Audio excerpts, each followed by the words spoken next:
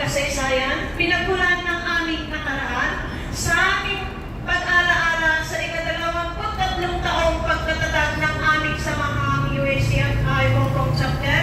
Inihahandog namin sa iyo ang aming wagas na pagsamba, pasasalamat at maraming salamat sa mga naunang bumuo at nag-aruga ng pananampalatayang itlog dito sa ibang bansa upang higit ka pa namin makilala at mahubog sa tunay na pagkilala sa iyo at upang higit na matutunan na isabuhay ang mga turo at utos ng aming Panginoong Jesucristo, na ibigin ang aming kapwa at ibahagi ang mensahe ng iyong salita. Naway patuloy mo kaming gabayan, ingatan at alagayan, tunay na walang kaming naitutubas sa napakadakila at napakaraming pag-ibig mo sa amin.